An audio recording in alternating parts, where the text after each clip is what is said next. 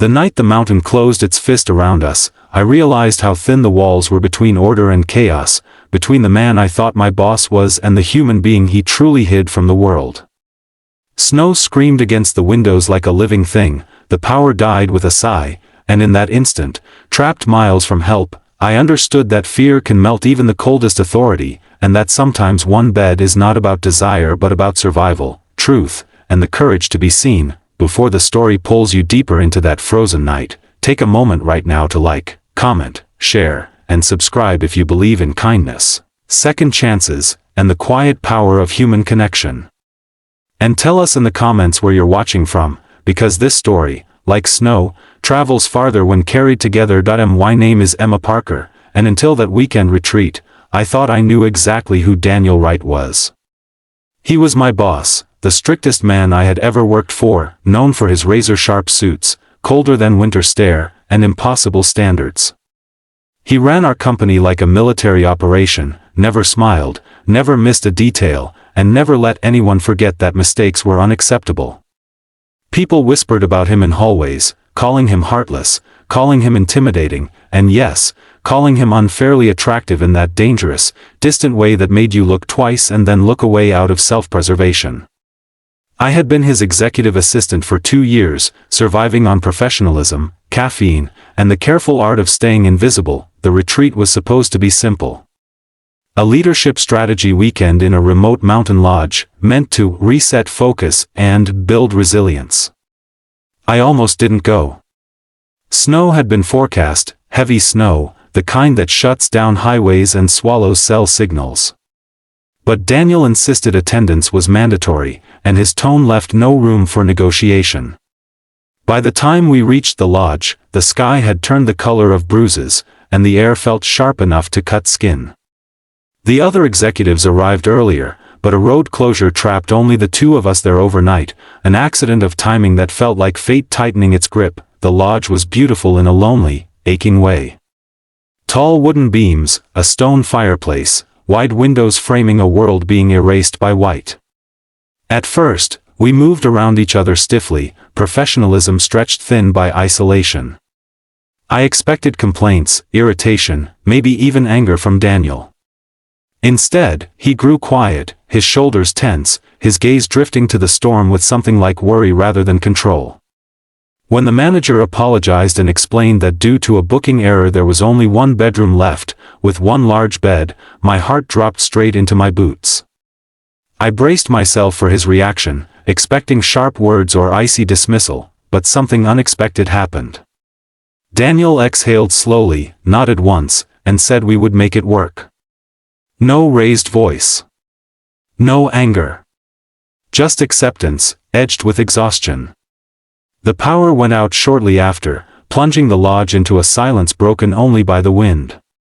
With no heat beyond the fireplace and temperatures dropping fast, practicality replaced embarrassment. We would need to share the bed for warmth, or risk hypothermia. The decision was unspoken but unavoidable, heavy with discomfort and vulnerability. As the hours passed, the storm worsened.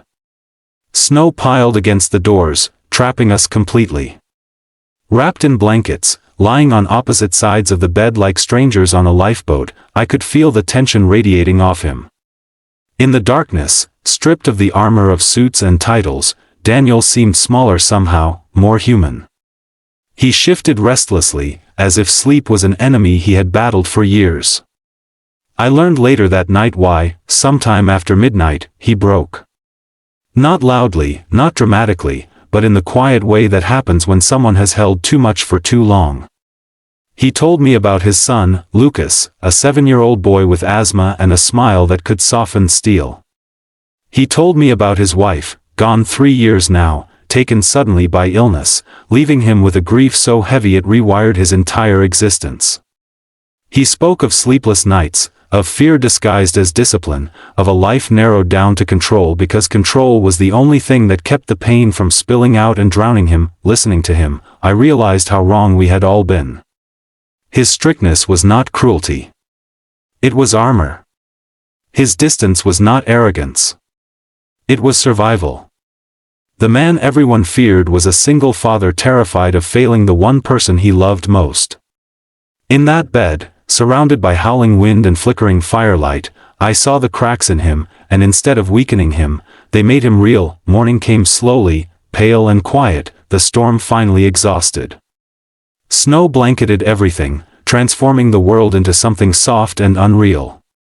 When rescue arrived hours later, something between us had already changed. Not romance, not yet, but understanding. Back at work, Daniel was still demanding, still focused, but something was different. He listened more. He paused. And sometimes, when our eyes met, there was warmth where there had only been frost. Weeks passed, then months. I met Lucas one afternoon when Daniel had no childcare and brought him to the office, apologetic and nervous. The boy was bright and curious, drawing pictures of snowstorms and mountains, of two people standing close in the cold. My heart cracked open all over again. Slowly, carefully, Daniel let me into his life. Coffee turned into walks. Walks turned into dinners. Love grew not in fire but in steady, patient warmth. That night in the lodge did not change us because we shared a bed. It changed us because we shared truth. Because fear was named. Because grief was allowed to breathe.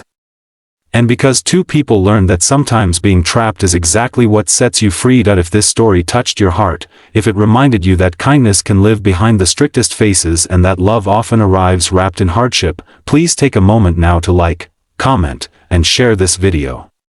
Your engagement keeps these stories alive and reaching the people who need them most. And just before the ending, I want to ask you something special. Please comment the word warmth if you believe that even the coldest nights can lead to the deepest connections. In the end, snow melts, storms pass, and what remains are the moments that taught us who we truly are. That night, trapped in a blizzard with my strict, broken, beautiful boss, taught me that love is not always loud, not always planned, but when it comes exactly when you are brave enough to see the person beneath the title and stay.